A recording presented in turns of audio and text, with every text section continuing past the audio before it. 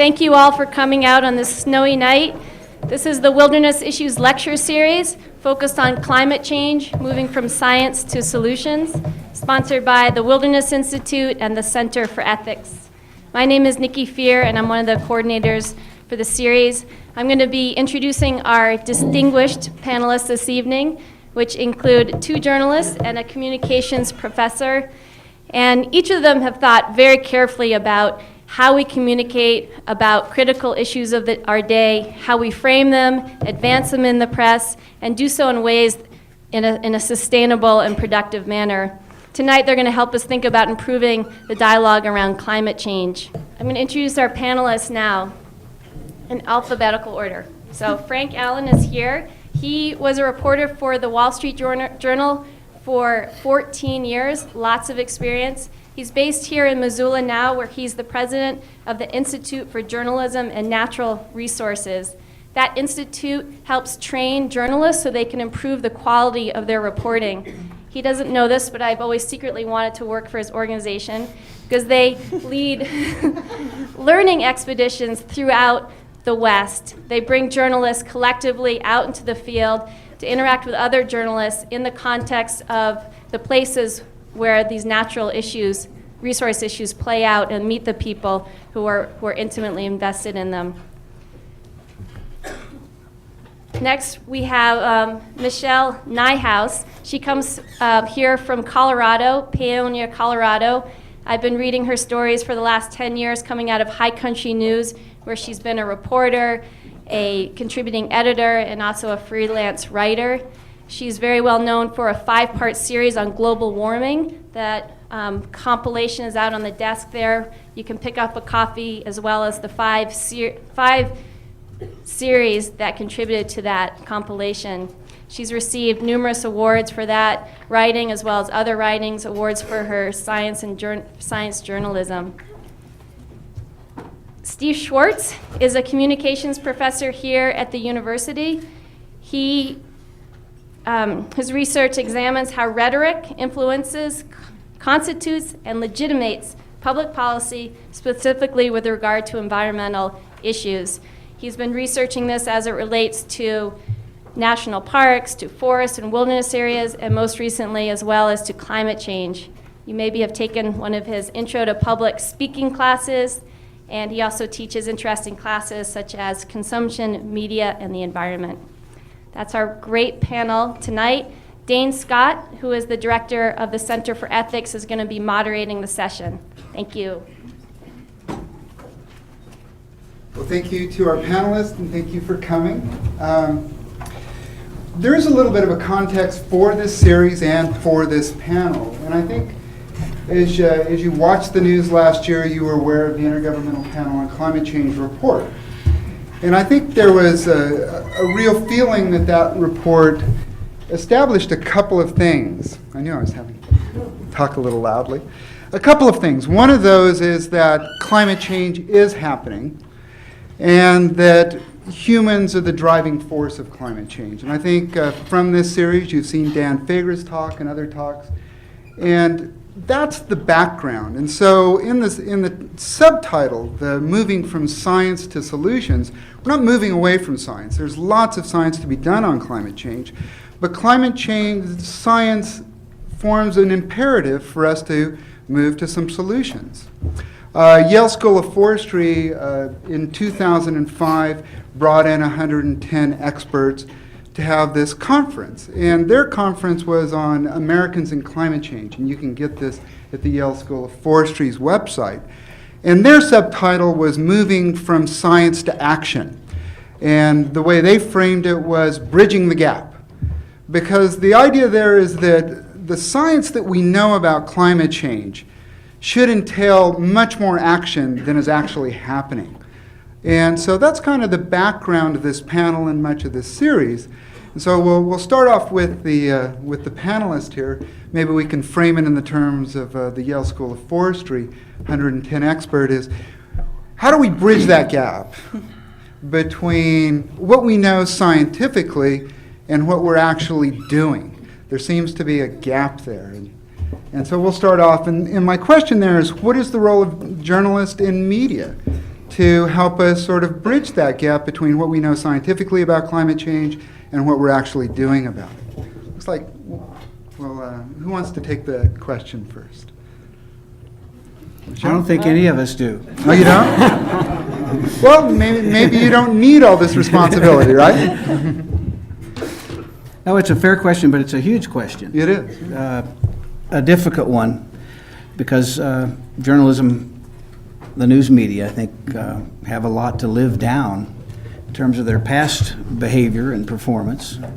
There could be, and I think should be, a strong central, ongoing role for news media in exploring and explaining and examining not only what the science is of these climate issues, but also what next, what could be and what should be these approaches and solutions for what certainly appears to be a large, ongoing, and continuing and growing problem.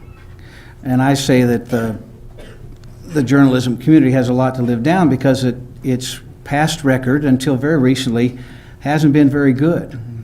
I'd like to advance the argument tonight that the competence and persistence of American news coverage of climate issues has increased remarkably just since 2004. But these recent improvements in coverage need to be understood in the context of a bitter 25-year history of climate denial and climate disinformation campaigns that have puzzled and perplexed newsrooms all over the country. Michelle, you've been covering this for quite a while, like in many different aspects. Yeah, can you hear me? I was warned that this microphone might require some TLC. As a member of the media, I really do see my role as that of a mediator to dive into these incredibly complicated issues, try and sort them out using the scientific background I have, using the expertise of my sources, using my reporter's brain, and translating them in a sense for my audience who doesn't have the time to do the kind of deep sea diving into these information black holes, to mix a metaphor, that I often have to do in the course of my job. And I think it's not just climate change that's getting more and more complicated. I mean, we as journalists and we as a society are confronted with more and more complicated scientific issues that really have the potential and already are impacting our daily lives. So I see the role of the media in making sense of science, facilitating a public discussion about science, clarifying that discussion as becoming ever more important and also ever more difficult. And I think we'll talk about some of the reasons why it's more difficult in more depth tonight.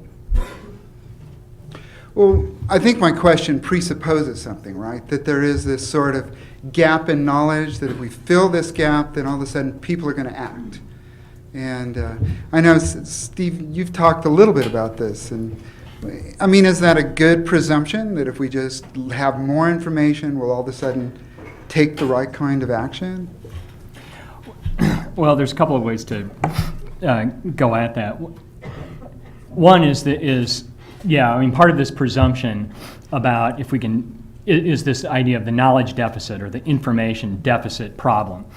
And this is the assumption that the reason why there's been inaction on climate change is because people have inadequate knowledge. And so if we pour them like vessels, right, we will pour the information into them, and then all of a sudden, ta-da, right, there'll be action. That's a really thin understanding of how human beings work. I mean, as focused as we are on the science, and we should legitimately be focused on the science of climate change, when it comes time to action, it's like we just throw science out the window, right? We don't understand how it is that individuals process information, or how we as a society go about coming up with political solutions to problems. So as important as the science is, it's also important that we understand a little bit more about human motivation. What are the kinds of appeals that motivate people? And I mean, some of the data suggests that, the public's already on board on this. Dane mentioned the Yale. In 2007, some researchers at Yale worked with a public opinion polling group to figure out where people were on climate change. And I just want to make sure I get my numbers right. Basically, Americans have made up their mind on climate change in spite of the fact that they don't believe that there is a scientific consensus. Something like 71% of the people who are surveyed believe that climate change is happening. 69% believe that the primary causes are anthropogenic. Okay? Significant majorities believe this in spite of the fact that majorities don't believe that there's scientific consensus or agreement. Right? Now, Michelle has done a lot of work on this, and she's going to, I think, elaborate on this a little bit later. But what it suggests is the people don't care if there's absolute 100% agreement or if there are a few skeptics out there. Right? The public is already there. Right? They know what they need to know. So then the question becomes, how do we move from knowledge to action? Just to add to that, from a journalist perspective, I think one of the things that we can do, in addition to trying to pour facts into people's brains, which, doesn't lead to action very often, but we as journalists are storytellers, and there's a saying that the best container for narrative is the best container for the transporting facts. And I think as storytellers, we can tell personal stories of people who are involved with climate change, of places and communities that are being affected by it, and help to make this huge, overwhelming global problem real to people and make solutions seem more feasible. So I think that's one of the roles that we can, pretty powerful roles that we can play if we play it well. It's also true that journalists are trained to be skeptics, Yeah. and they hesitate to play a role that looks like advocacy, to say, it's pretty much a slam dunk on the science, let's move forward, and here's what we as journalists or we as news organizations say are the 6 or 16 things that the community needs to do next to reduce the amount of carbon that's going into the atmosphere. So what, in the newsroom and in journalism, you have certain norms like balance and other things like that. How do you think that these have maybe gotten in the way of communicating this? And in more particular, I'll just open it up in the newsroom in general, obstacles to getting the kind of reporting out that needs to be out there. There are plenty of obstacles, and I don't mean to say that constitutes excuses, but newsrooms have built their own traditions and cultures and habits, and one of those is that they're quite accustomed to covering events. They have been since the Civil War, and they're good at covering trials and traffic accidents and fires that burn down people's homes. Events that have a beginning and a middle and a clear ending are not all that hard for journalists. But stories like climate or the environment in general don't break like these ordinary event news items do. They don't break, they ooze. They ooze over a long time. They don't have a clear, tidy ending. There's a lot of ambiguity and debate in the middle. There's not the scientific certainty that would be a parallel to the certainty of a jury's decision. So that's a problem in newsrooms. I think another is that there is this pressure to produce stuff on deadline. When I worked in newsrooms for 30 years, the deadline was on a 24-hour cycle. Now I think the cycle is about 15 minutes. Yeah. And that causes all kinds of psychological and other sorts of hemorrhage in newsrooms. Because that not only do the reporters, if they work for a paper, have to produce a good, comprehensive story for the next day, but they're supposed to add to the website every so often in the day, or they get penalized, and they may not keep their job too long if they don't contribute enough to the website updates. And this creates a kind of a franticness that I don't think always leads to good judgment about what the stories are and how they need to be framed. This is a hard story. It's a complex, difficult, with obscure scientific information, with events happening internationally. How do you tell this story in this kind of environment? Well, I started covering climate change in 2004, and every day I realized how lucky I was to be covering climate change in the situation in which I was covering it. I was doing most of my work for High Country News, which is small enough. We like to think we're very small and spry, but we weren't beholden to anyone. We could tell the story as we saw it. And High Country News also has a tradition of unpacking very complicated stories. I mean, we've been talking about water policy in the West for 30 years. That's complicated. Mm-hmm. So they weren't scared when I said, how about we do a really long series, and how about I take most of 2 years to do it? And we devote a lot of space to this issue because I think it's really important to the region. And so I had a real luxury. I had freedom to tell the story as I saw it, and I had space. And I think most journalists don't get that kind of space for any story, much less a story like climate change, which, as you say, doesn't give us what Andrew Revkin of the New York Times likes to call a front-page thought. It doesn't give us a front-page thought every day. It gives us this long, unfolding, confusing series of events, which is pretty hard to pick apart and very hard to cover with any justice in 600 or 800 words. Do you think reporters are encouraged to talk about this? I mean, you are in your job, but Frank or any of you, I mean, is there sort of a disincentive for reporters to take up this particular issue and to try to tackle it? Will that, further your career, or? It depends on where you work. Yeah. It really does. If you work for the Oregonian or the Seattle Times or the Seattle Post-Intelligencer or the Sacramento Bee or the LA Times, it's fine. If you work for the Bulletin in Bend, Oregon, it's not so good. Yeah. And I could name a number of other papers in the West. And I think there are papers in our own state where reporters struggle with getting climate kinds of stories published. May also be true for some magazines, but public radio generally doesn't have an aversion to it. When I worked at the Wall Street Journal for a long time, I had trouble getting support from my superiors for stories about climate. And when I was finally allowed to go cover the Earth Summit in 1992, there was a long resistance to that until Business Week put the Earth Summit on its cover about a week about 4 weeks before it happened. And then all of a sudden, the managing editor needed to have a meeting with me immediately so we could plan our Earth Summit coverage. The headline I did for my story, I didn't write it, but it was on a cover of a section about climate as a discussion at that summit, was outlook for climate, cloudy. So they thought they were making a clever play on, and subtly disparaging the science of climate, which at that time had made a lot of strides since the 70s and 80s, but still wasn't there in terms of the sophistication of its models. It had come a long way, but was still fashionable at the Journal at that time to kind of almost poke fun at it or trivialize it. It's subtle self-censorship. So it does matter whose newsroom you're in and what the attitudes are of the particular people who are in charge of that newsroom at that time. Go ahead. I think environment stories in general are a pretty tough sell these days.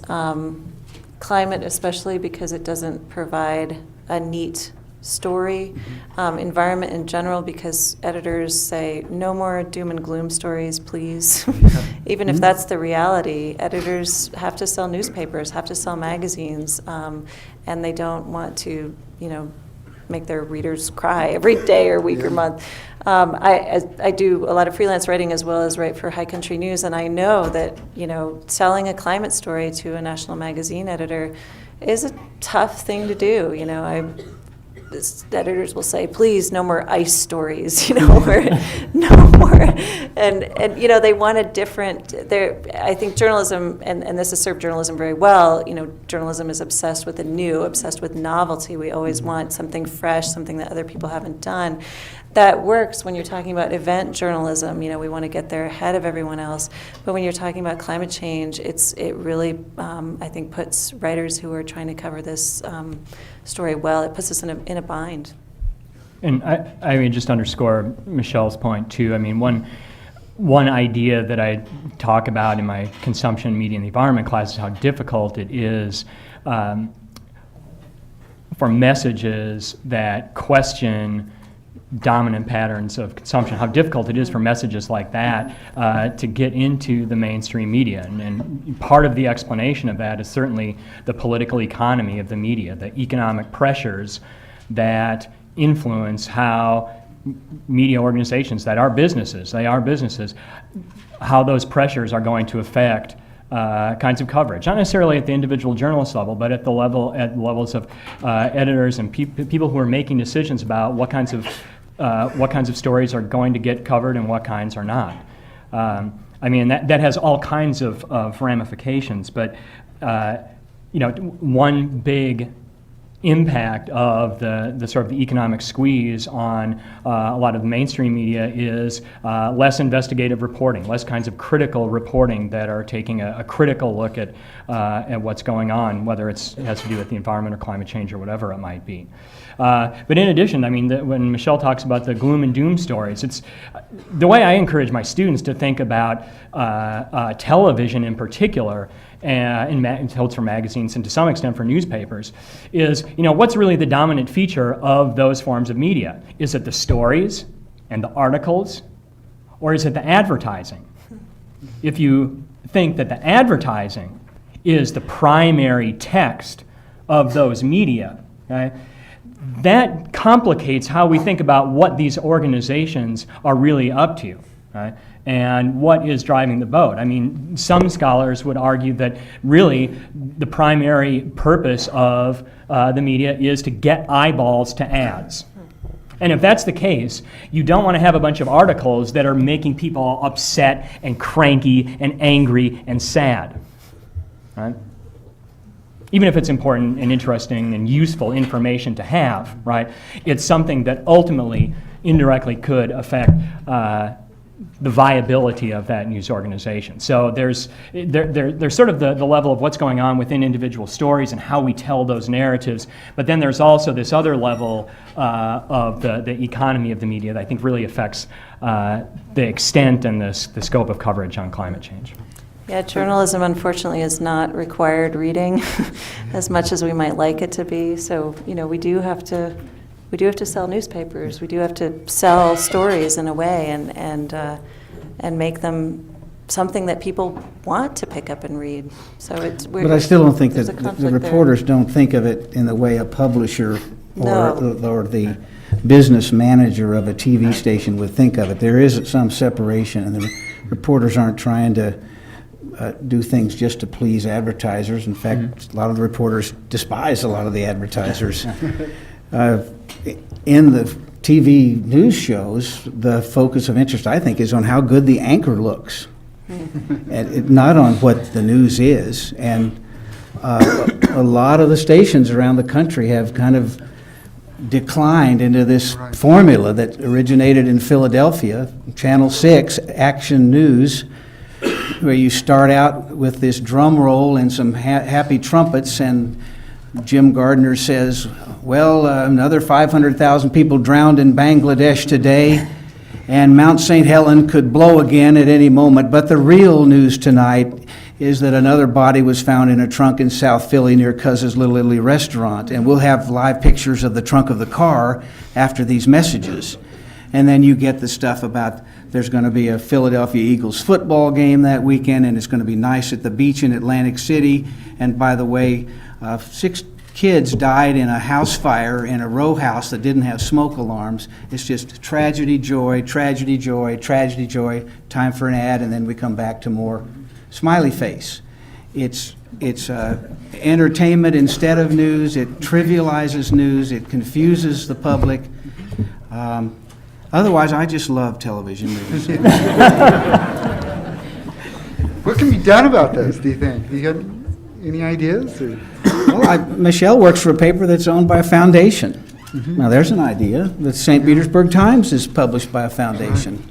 We're in a lot of trouble in journalism in this country because a lot of big corporations own a lot of media properties. Right. And we've gone through this phase of, we're not all done with it yet, but we have whole chains buying other chains. The owner of the Missoulian owns the Billings Gazette and the Helena Independent Record and the Montana Standard and a couple of papers up north toward Glacier and the Rivali Republic. But it also owns the Arizona Republic and, the Arizona Daily Star in Tucson and the one in Flagstaff and about 187 others. It's based in Iowa, and it's very profit-oriented and very revenue growth-oriented. These companies are now starting to lay off large numbers of their newsroom staff in order to keep their profitability from going down. They're getting clobbered by the internet in terms of loss of advertising for display and classified ads to the internet. Thursday of this week, the staff of the San Jose Mercury News has been told to stay at home until 10 o'clock. If you don't get a call by 10 a.m., you can come to work because you still have your job. Oh, boy. The LA Times has laid off 100 people recently from its newsroom and bought out about 75 others. The Seattle Times is imploding. It's going to have to be a much smaller version of itself to survive. The Boston Globe laid off 28 people last week. All over the country, we're losing the institutional memory and the skills and capacities of senior reporters and editors because the owners got greedy and bought a lot of other properties, and their debt levels are so high that their lenders are raising the interest rates on their loans because they aren't meeting their revenue projections. And this is part of what's going to affect whether the quality of environmental coverage and the quality of climate gets better or gets worse. And this is at a time we need them most, I take it. Yeah. I think one of the big costs of that, as you mentioned, is a lack of investigative work around climate change and around science issues in general. I mean, it's easy for a reporter who's in this kind of stressful situation. Maybe they're covering multiple beats. They have to turn out multiple stories in a day because their paper has been understaffed. By these giant, staff cuts that are going on, they don't have time to really look critically at their sources, to look critically at where the funding is coming from of some of their sources, exactly what their credentials are. They don't have time to be as skeptical as they should be, and I think that's when that stress on reporters' time and reporters' ability to do a good story is one reason why we've seen so much bad climate change coverage, especially up to about 2004, 2005. We saw a lot of sort of quick and dirty, this is the easiest way and the quickest way for me to get a story out. And often they are not good stories, and I think that's a disservice to the public. And part of the evidence for that was there was a study published in, I think it was 2004 by Boykoff and Boykoff, that the title of the story was called Balance as Bias. And what the study did is it looked at sort of the prestige press. I mean, the New York Times, Washington Post, LA Times, Wall Street Journal, looked at kind of the dominant mainstream, the big mainstream newspapers in the country. And essentially what it showed was, first of all, that there was very much an emphasis on balancing the voices of the consensus position on climate change as it is expressed by the IPCC, and balancing those voices with the climate, what I call the climate contrarians, some call the climate skeptics. Something like 52 or 53% had articles had this even-handed 50-50 balance, even though the consensus position was held by the vast majority of scientists. Okay? And so one of the issues that this kind of brings up is that simply having balance in news stories does not necessarily give you an accurate and objective view of what's going on in the science community. And due to time pressures and other things, it's just a lot easier to kind of put the two opinions out there, put the two statements out there, and then let the readers decide. And fortunately, I think we're starting to see a little bit more of a trend back that starts to put those comments into context It helps us understand that, well, maybe this balance thing, it might have a nice ring to us, but maybe it isn't really what's going on in terms of the science. So that's one thing I think that as consumers of discourse and as consumers of journalism, it's important to look to is, if this balance is going on, think critically about that, right? What is the evidence for these positions? Are they in fact equal? Who else supports them? There are lots of kinds of questions we can ask to determine whether or not a balanced story is in fact an accurate and objective one. Well, another thing that came up in our other conversations that along with this balance is sort of giving people an inaccurate picture is this a more aggressive thing was a disinformation campaign. And I'm not exactly sure what that is, but I know that all three of you mentioned that in our conversations. What is this disinformation campaign that you spoke of? Yeah. Well, there's a lot of names for it. Manufactured uncertainty is one, and it really originates with the tobacco industry. The tobacco industry famously back in the 1950s started to seed doubt about the health effects of tobacco in the public's mind, and that was crystallized in this expression you might have heard, "Doubt is our product." Brown and Williamson said that's what they were selling. They weren't selling cigarettes, they were selling doubt. And that strategy, I think, succeeds so well because we as the public don't understand the uncertainty that's inherent in science. We expect science to be authoritative, and when a doubt is planted in our minds, even if it comes from a dubious source, like someone who has a financial interest in creating doubt in our minds, we tend to think, oh well, okay, that must mean the science isn't as authoritative as I thought. It must, all this brouhaha about health effects of tobacco, that must not be true. And I think that's been practiced in the climate change issue, not just in the same way, but by a couple of the same people.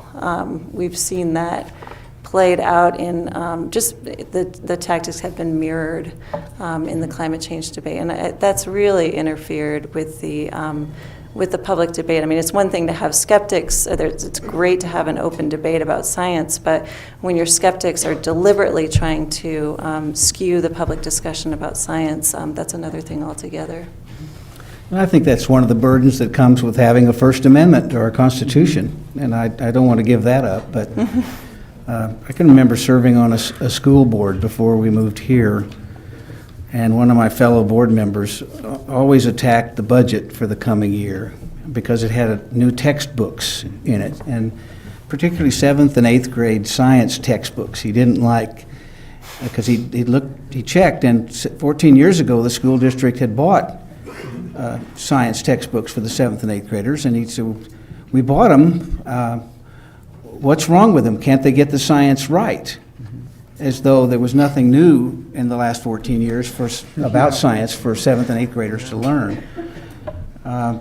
In a way, there's that same momentum trying to work on climate change, and it's been a long haul, and they're still at it, and I don't think they'll quit anytime soon. But big names like ExxonMobil and Peabody Coal, others, the whole coal industry, formed an outfit called the Global Climate Coalition, which had a nice, bland-sounding, maybe almost welcoming name when it emerged, I think, in the late 80s or the early 90s, and it sent out all kinds of confusing information that made you they wanted you to stop and think twice. Well, maybe let's not rush into this.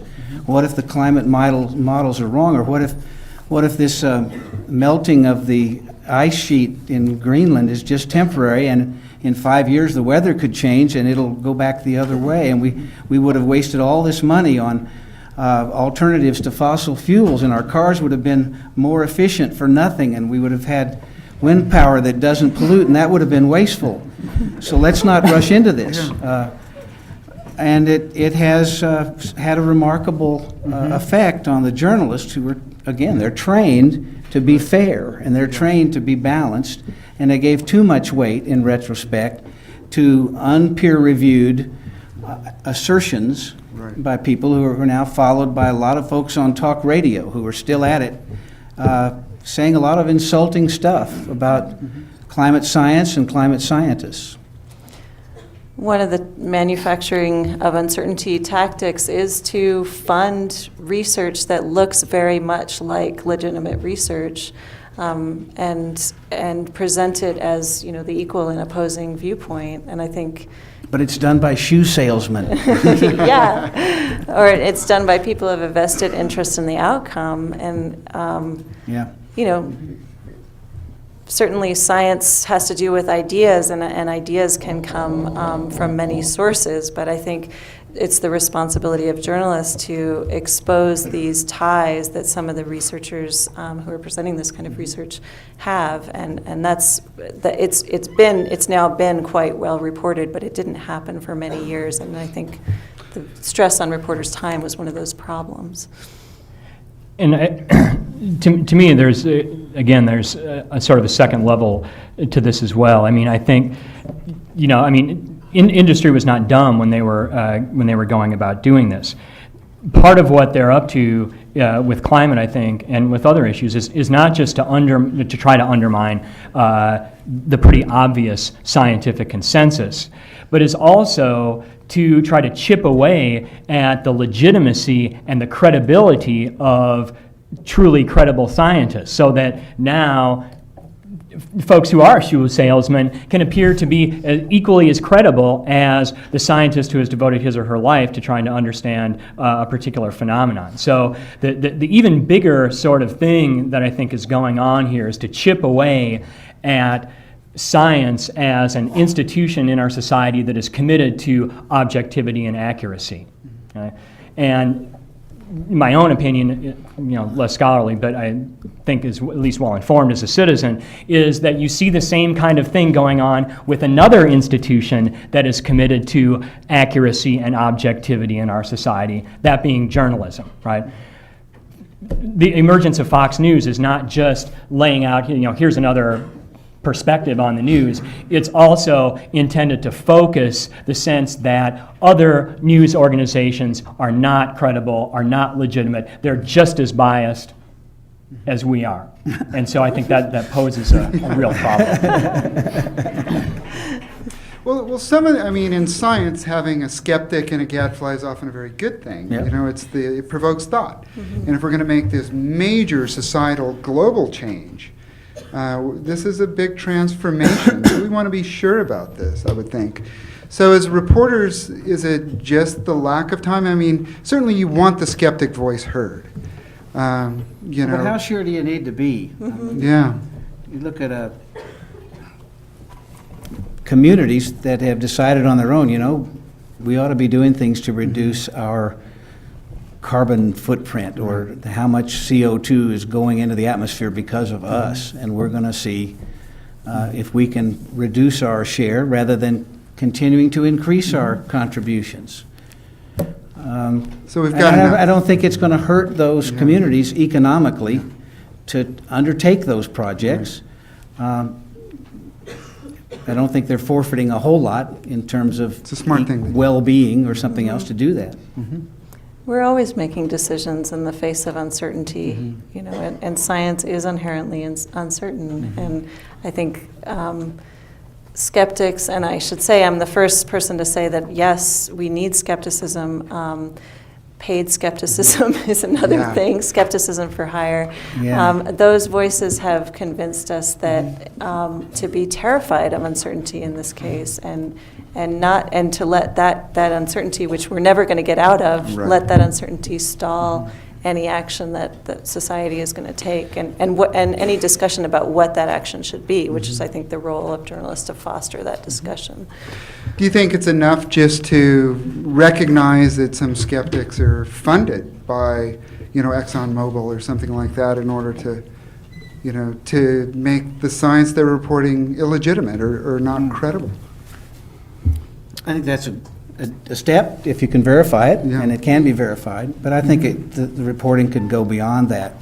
Michael Jameson, who writes for the Missoulian, does a very good job of looking at stories that are events like the closing of a mill or something, and this happened up north somewhere, maybe Columbia Falls, within the last few years, and faithfully quoting the people who are the owners, saying why they did it. And in that case, they blamed federal regulations, environmentalists, cutting back on the availability of the timber supply up there. I don't think they named the spotted owl because it doesn't quite live that far east, but if it did, they would. And he gave them their full say. But then he had some paragraphs after that pointed out that this was one of many mills in the West that had made a deliberate decision not to invest new capital to bring its mill equipment up to speed so that it could stay competitive, that was not investing in retraining of its workforce or in the kinds of technologies that would have given it an edge. And so when the competition from other better equipped mills got the edge, they lost out. That takes some nerve and some knowledge to put that in your story, but I think it's what needs to be done more often. It's easy to quote people at face value. It's a lot harder to, talk to a half dozen people who know about them and can give you the whole picture of why what's happening to them is happening. And I wish the Missoulian would quit running these letters to the editor that I saw one a few weeks ago from this guy in Missoula who was ranting about Steve Running, the climate professor here, kind of disparaging him for daring to speak out about what happened in Shodo. And then the writer goes on to say that some scientists state that the ice sheet in Greenland is melting. However, an equal number of other scientists state that it is not melting. Well, that's not true. And if I were an editor at the Missoulian, I think I wouldn't run letters that just have blatant false statements in them like that. It's just not responsible. Like Michelle, I would say we need to sort of sift through what the idea of skepticism is all about. I mean, to me, another reason why the sort of skeptic point of view has had such currency and has kept going for so long is because American culture, right? We like to see ourselves as skeptics, right? There's a fundamentally sort of anti-intellectual and anti-elitist strain in our culture that makes being sort of a curmudgeon a fun thing to be, right? So I think there are some cultural reasons to why the skeptic position has been able to be buoyed up. I mean, yeah, part of it has to do with major financing from self-interested groups. But there's also a cultural explanation to it as well. And I think one thing that might be useful to see or perhaps to hear from is how skepticism is something different in journalism than it is in, say, science. I don't know if legitimate scientists would call these folks, could we call the skeptics, as really embracing the kind of skepticism that good science is really about. Yes, scientists are supposed to be skeptical, but they're skeptical of new ideas on the basis of a whole pile of evidence that is already well established. Right? That's very different from the kind of skepticism that we might have of, say, taken for granted ideas. So I think we need to sort of sift through what these different kinds of skepticism are really all about. It's kind of an ideological skepticism we're talking about. Yeah. Mm-hmm. Analogy I heard the other day was sort of like many of these climate skeptics are compared to people who are criticizing the space program because they're not convinced that the Earth is round. And some of these people have turned up in debate after debate after debate, have said CFCs aren't causing the hole in the ozone layer, tobacco's not causing cancer, we're not causing climate change. It is an ideological thing. Well, this points to another issue, is you have two cultures working here. You have the scientific culture, and then you have the journalistic culture, and these people have to communicate. Or maybe scientists have to be better communicators. But you all three in our conversations spoke about this. One is the issue of objectivity. How do scientists remain objective? Or do they remain objective? Or do they get involved? So I don't know, maybe we could start down there with Steve and talk about objectivity, and I know you have a take on that. Well, I mean, I've already addressed it a little bit in saying that we need to sort of disentangle or understand objectivity as a sort of ideal that we might strive for, and I think is a central norm of journalistic practice. From the idea of neutrality, which means that the journalist or reporter should not inject his or her opinion into the article, and separate it from balance. And so the idea is that balance may have the appearance of being objective when in fact it may in fact distort what's actually going on what's actually going on there. Now, as far as the issue of scientists and their objectivity, this I think is a really complex question that a lot of different disciplines in the academy have been talking about. I mean, I think conservation biologists were one of the first to really elevate this as an explicit discussion within their field as to whether or not conservation biologists should consider themselves as being a crisis discipline, meaning that all this stuff about objective research, that sounds nice, but look, what we're really about is solving problems. Okay? We realize that there is a crisis with regard to biodiversity, and our research is going to be oriented toward coming up with evidence and data that will help us deal with this crisis. Now, that's a very explicit position of we have a stand, we have an opinion, and we're going to do our work accordingly. Okay? At least from the scholarly perspective, not every scholar is going to be willing to take that position. And one of the first things I ever heard when I went to a conference is, don't sell your PhD short. In other words, don't just get up there like I am now, right? Because you got a degree, and so now you can just kind of hold forth. You have to be basing your opinions on evidence and figure out what that line is between asserting opinion and asserting what can be grounded in good scholarly argument. So I don't think there's a real good answer to that question as to where scientists should be in the realm of objectivity and advocacy, but certainly developing good relationships with journalists is probably a key part of that. I think one of the things that I've read Andrew Revkin write, who's again science writer for the New York Times, is they need to do things like Frank organizes. Scientists and journalists need to interact outside the pressure of deadline. Because if they can do that, then you're going to avoid the kinds of shortcuts, the kinds of bad quotes, the kinds of missteps that are likely to happen on deadline. And then journalists will hopefully be able to have a better sense of the scientific process and some of the context of the work they're doing. Go ahead. Science is communicators. I think that's... Yeah.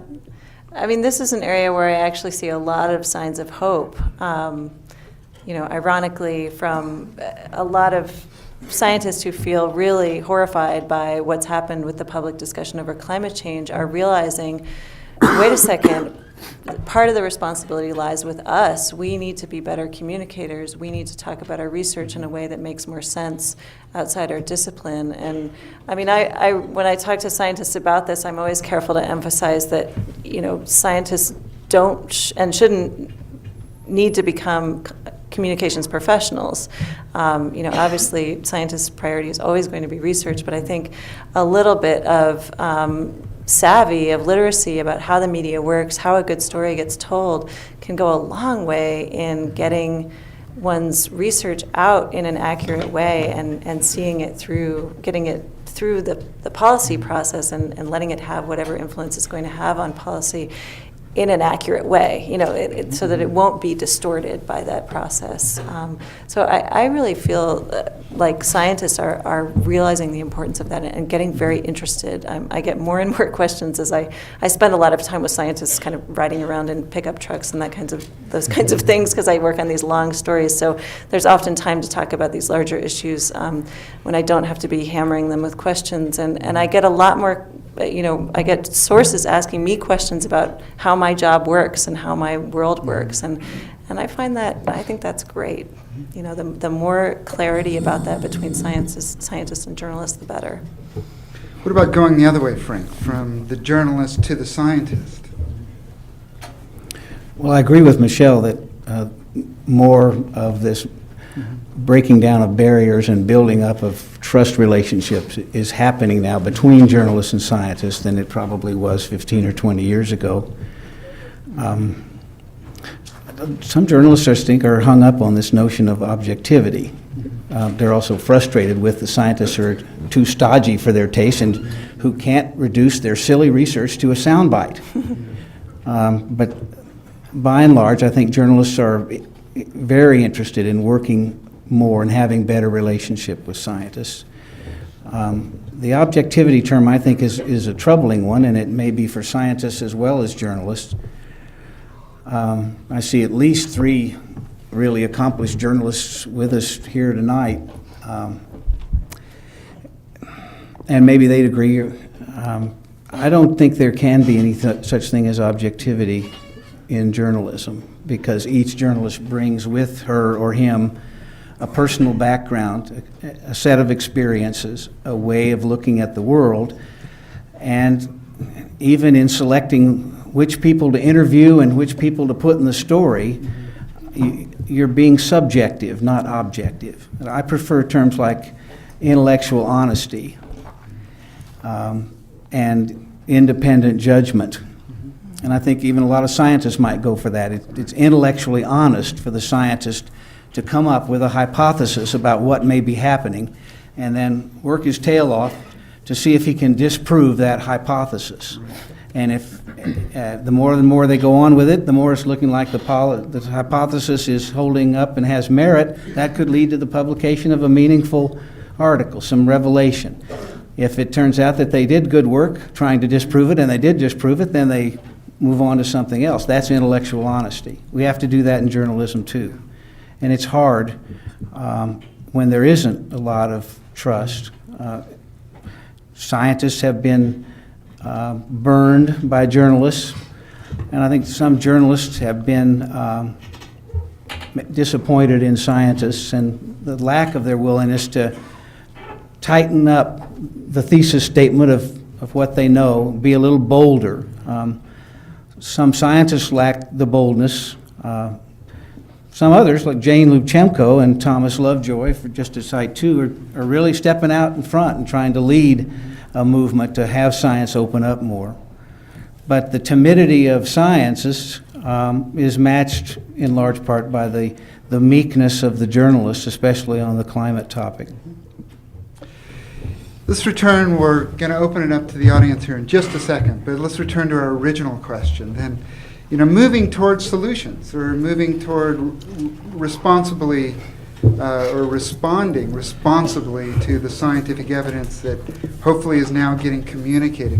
Where do you see sort of the next phase of journalism and the role that communication and journalism and media going into sort of the next phase of this now that people are starting to get on board? Their skeptics are decreasing. So maybe respond to that, and then we'll open it up to the audience, I guess. That's a tough one. Yeah, you don't have to. I'm encouraged by one trend I see is that more and more news outlets that are not national in scope are working harder at figuring out how to tell meaningful climate stories. Well, the Wenatchee World ran a story not too long ago on its front page that had climate change in the headline. It's a big deal in Wenatchee, Washington, just to take that step. And it was about the Forest Service and its plans and actions on a national forest near Wenatchee in terms of planting and reseeding after the current forest is either killed by drought or burned by fire. And the next generation of trees is going to have a mix of other species that are adapted to lower latitude and higher heat conditions. It was a breakthrough because there was an aversion at top levels in that newsroom to even uttering climate in stories, let alone put it above the fold on the front page. The Durango Herald is another example of where they're making headway in finding local relevant approaches to what is really a global story. It's tricky. The climate changes don't play out the same way every place. We know that. Even within the area where we live, there could be some places that get wetter and some that get drier. We do think overall they will get warmer, but if you're going to translate that into meaningful stories that people can say, wow, this is important to me because of where I live and what I do with my life and what my children will do, I'm going to read this, or I'm going to listen to this, or I'm going to watch this. I think that's where we have to go next. Well, I think by and large, though there are a few so-called skeptics out there still fighting the battle over whether or not humans are changing the climate, I do think that I do see the public discussion and the discussion in the press moving past that. And like Frank said, I do see a lot more coverage of adaptation, local adaptation to climate change, local mitigation of climate change. And one of the reasons for that, not to put all the blame on this disinformation campaign, one of the reasons for that is that the science is just now getting to the point where we can actually say something meaningful about what climate change is going to mean on a very local level. I mean, we've for a long time we've been able to say what it's going to mean on the scale of a continent or hemisphere or the whole globe, but to say what it means for Western Montana is a different thing entirely, and a whole other level of scientific sophistication. So the science is getting there. That's making it easier for reporters to construct stories, craft stories out of this very complicated information. So I see that happening, and I feel hopeful that as the science advances, that discussion of adaptation and mitigation is going to get more meaningful to people. Yeah, along with the sort of taking the local angle, I mean, this is something that in terms of climate change advocacy and activists, people that study climate change communication have been pushing this for a long time. And so I think there's a useful dovetail there that saying that a focus on the local is what is going to capture people's attention. Okay? It's what's going to be meaningful to people. Particularly with regard to Missoula, the thing that I always think of is that there are so many things that I would call demonstration projects, right? If we're going to talk about solutions, here are simple, easy, ordinary, some complicated, and some extraordinary. Here are all these different projects that people are doing that are trying to look forward and figure out what can be done. So I think just covering the local kind of demonstration projects, here are the can-do things that people are actually doing, is not only interesting, not only has a local angle, but it also has the possibility for being empowering to readers. The other thing, I guess, that I would emphasize is that climate change coverage, I think, is moving toward, and I think we'll do even better if it can become across an entire newspaper. And I'm thinking about just kind of your average daily newspaper, right? If it's not just on the science page, but in fact is everywhere. And of course, it should be, because if climate change really is going to have the fundamental transformative impact on our entire society and all of our lives, then it shouldn't be just covered on the science page or just covered on the politics page. In fact, there should be a climate change angle in just about every section of the newspaper. So, I mean, I think that if we're going to really understand sort of the comprehensive nature of the climate change issue, it has to be scattered throughout a newspaper. Well, I apologize for not monitoring the time as well as I should have, but here's some questions for you. So we open the floor up to questions for our panelists. Yeah. I have a question for you all as people really involved with the media, as far as what the effect of the broad proliferation of media sources has on people's understanding. Because what I read my news and my aunt listens to Fox News, and you sort of pick and choose your news sources based on your viewpoints, and we don't necessarily talk to each other about these things. So, I mean, I see that as an obstacle to coming to consensus about these things. I just wonder how journalists are thinking about this, or what effect you've seen that have on readers. Did everybody hear the question, or would you like one of the kind of repeat it a little bit before you respond?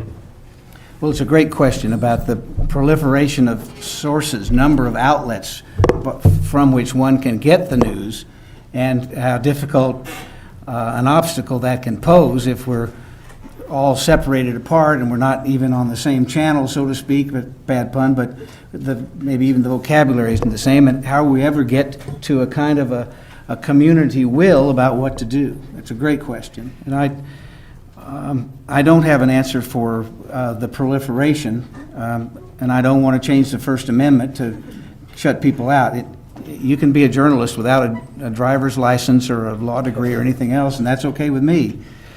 I think a lot of it needs to be in terms of vocabulary. We need to work toward a shared vocabulary about this problem.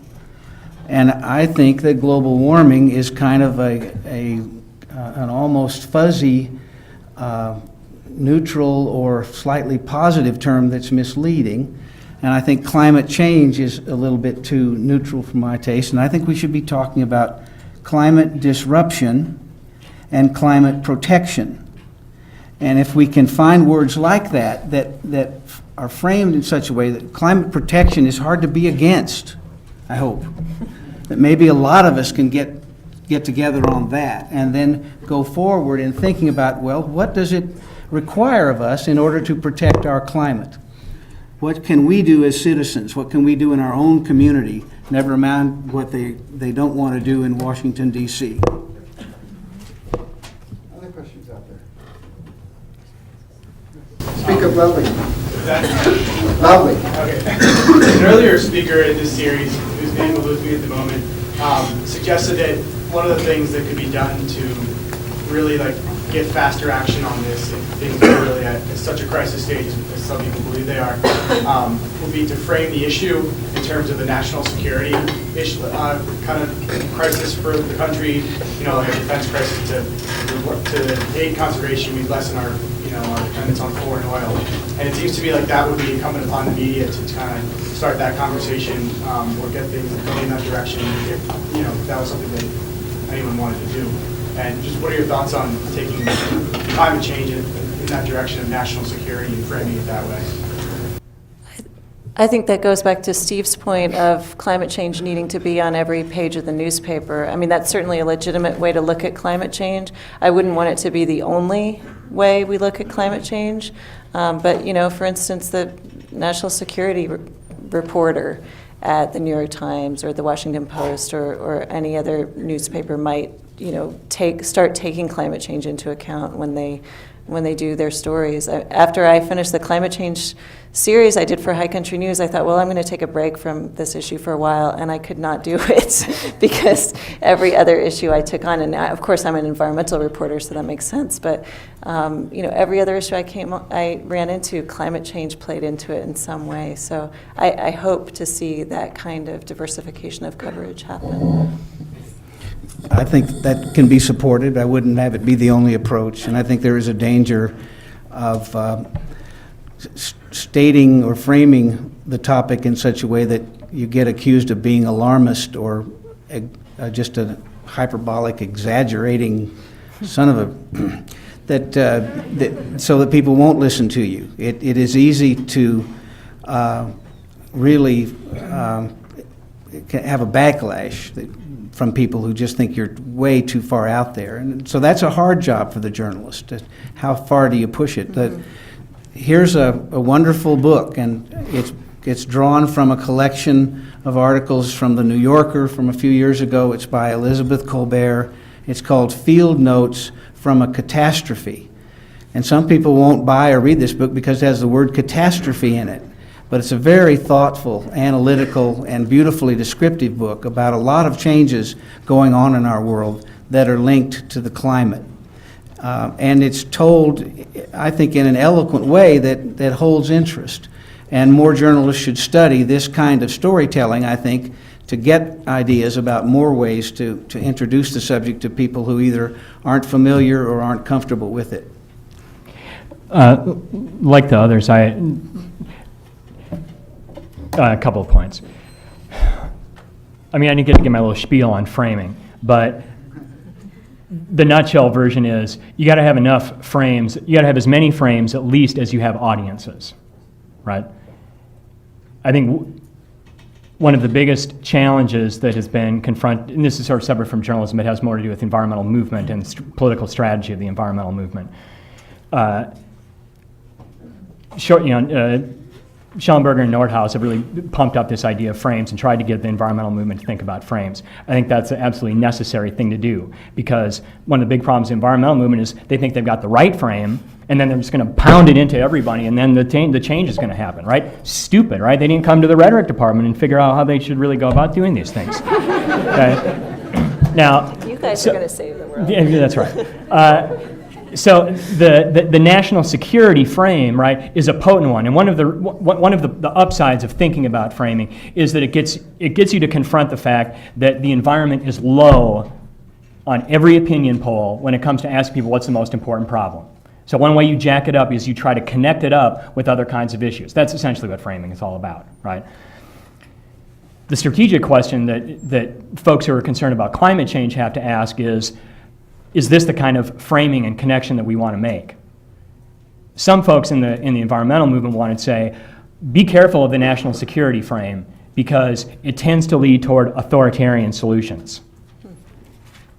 And there's this other thing that we're concerned about in our society, which is democracy, not just climate change, right? We're not just trying to fix the climate change problem. We want to make sure that we do it in a democratic way. We want to make sure that we have a proliferation of voices, other people, variety of people chiming in, not just having a small elite make all the decisions, right?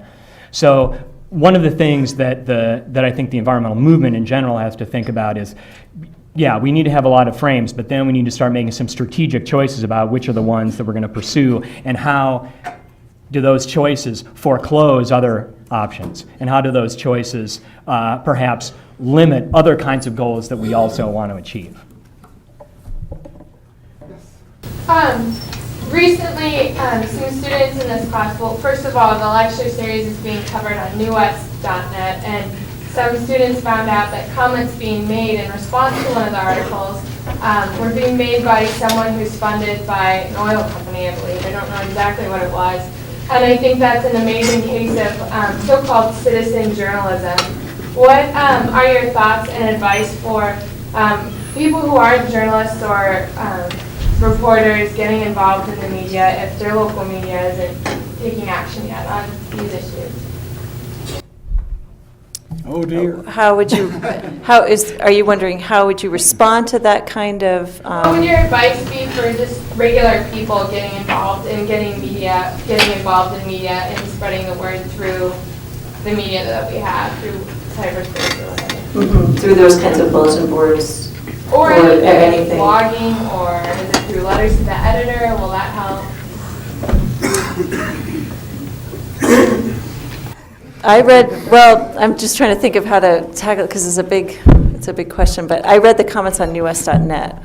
And I think one of the things, that's a loaded discussion. Someone is, getting paid essentially to take the time to write those comments, and other people are commenting, on their free time. It's not a fair situation. But I think as in the time that you have to devote to those sorts of things, you can get involved and try and move the discussion. I mean, the discussion has been mired in this question of is global warming happening or not for a long time. I think there are ways to get involved and move the discussion to the future to say, okay, let's just, what if this is going to happen? And it seems likely it will. What should we do at a local level? Let's start talking about that. And I think, in the case of those comments on newwest.net, the deck is stacked against you because you're dealing with someone who's, obviously seemingly has the whole day to comment on this story. But I think you can it's still worthwhile to get in there and, even if it's just a quick comment or a few lines, you don't have to write a treatise, but you can get in there and try and counter that kind of dissemination of really pretty inaccurate information, or at least misleading information. And, go ahead. And I just wanted to add this isn't exactly what you're talking about in terms of regular people getting involved in citizen journalism, but there's a wonderful blog called realclimate.org, which is run by climate scientists. And I think it's pretty exciting what they've done, because they took it upon themselves to become media critics in a sense, to put, it's not a partisan blog, but they're trying to put their science out there in understandable terms when they see it distorted in the media.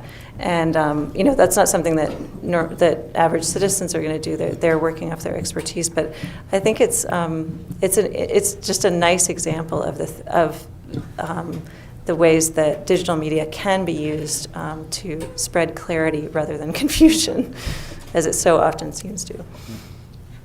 I think it's fine for people of all ages to get involved in these kinds of community exchanges. It might be called community dialogue, but I would not call it community journalism because it isn't journalism. The difference is that journalism involves verification. There's another step, at least one more step, maybe more than one, of doubling back and checking before you put something out for public consumption. Journalism in this country was started as a public trust. It has slipped a lot in its practice in many places, but it still should be a public trust. And that means that the public needs to be able to trust it for its reliability and its intellectual honesty. And I've read those online things too, and there's a lot of stuff that doesn't qualify as journalism. Got a question over here. Yeah, just to add to that, I'm actually one of the two moderators who has had to deal with this. The guy's name is Pete Gillis. He lives in Bozeman, and he's paid by ExxonMobil in the neighborhood of hundreds of thousands of dollars a year to write this stuff. And I'd write a comment, trying to further the conversation. 20 minutes later, he'd have a reply that was a page and a half long. It's pretty hard to deal with, and from my perspective, a great way to deal with this guy would be for you guys to get on the website and post a comment. If we all posted one comment, this guy's tirade would be nothing in comparison. Another way would be to have Lee newspapers do a profile of this guy and run his picture in all the papers that Lee owns in this state. That would be ideal. And that's actually brings me to my question. What do you guys think about this as, if we were to censor him, if we were to say, keep him from writing or moderate the comments before they're posted, that sort of censorship, would you consider that like a journalistic activism? And what do you guys think about that? And I think Frank made an important distinction in that this is a community discussion and isn't necessarily community journalism. I'd hate to see that happen. I think that would just add fuel to the fire. I can just imagine if he's got his own blog, I can just imagine the headline "Censored on New West," and it would just create more conflict rather than solve it. I think more participation is great. What seems to be happening is that he's framing the discussion, because he's got the most time. He's framing it as a sort of philosophical. It's not a scientific thing. It's like more of a philosophical thing about how the skeptics are oppressed and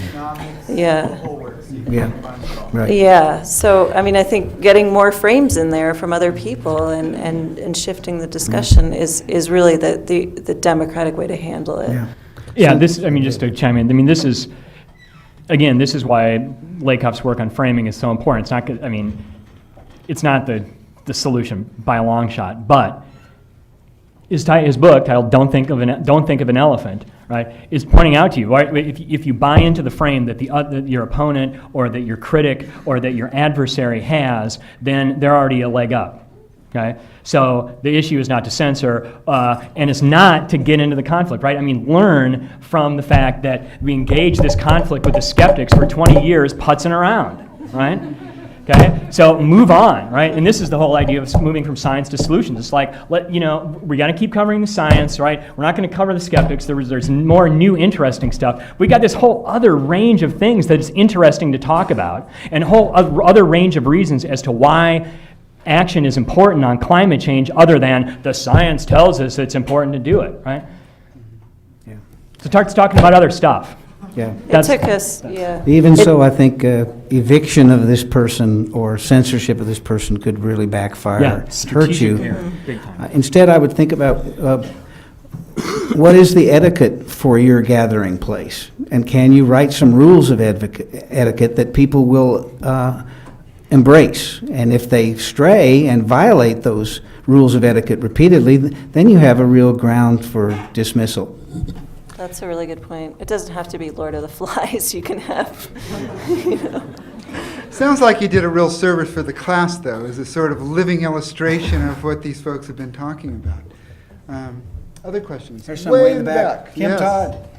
It seems like this might have been a very different discussion about a year and a half ago, because it seems like in the past year and a half, climate change finally broke. And that in a way it is.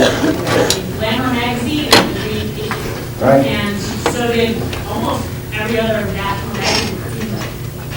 So I was curious about what you thought was that turning point, if you see it as being a turning point, and how you can change the coverage that's happening, or what needs to change within that. Great question, and I'm not sure Yeah. there's a right single answer. Hurricane Katrina would be high on my list because it translated so viscerally to what happened to a community or more than one community. And there was serious ongoing discussion about surface water temperatures and their contribution to the vigor and violence of storms. Another is Al Gore's movie. Another is just a whole series of other kinds of expressions and discussions of it, and I give Elizabeth Colbert a lot of credit because her work in The New Yorker reached a large and knowledgeable audience, an influential audience, and it had legs. But it's dangerous to say it was one single thing any more than Exxon Valdez made us all against oil spills or Chernobyl made us all worry more about nuclear reactors. And I don't know how to answer, Kim, your other question about how do we take that now how does it evolve forward? Is that it?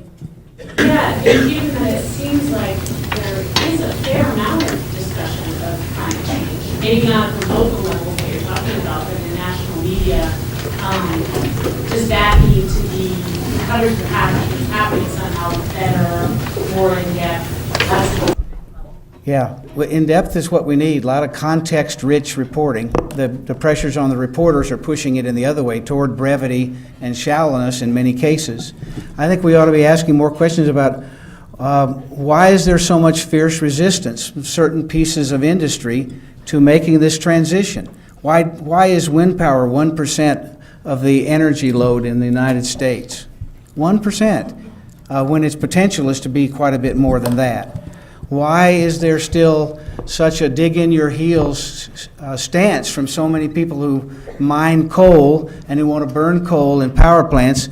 And why do we still keep getting dozens and dozens of more proposals for coal-fired power plants? By the way, most of them are being turned down or canceled or delayed lately. But shouldn't we be asking ourselves on a national, even international scale, can we really afford that much more CO2 going into the atmosphere if there are other ways to produce electricity? Well, we've had a fascinating discussion. I'd like you to thank our panelists.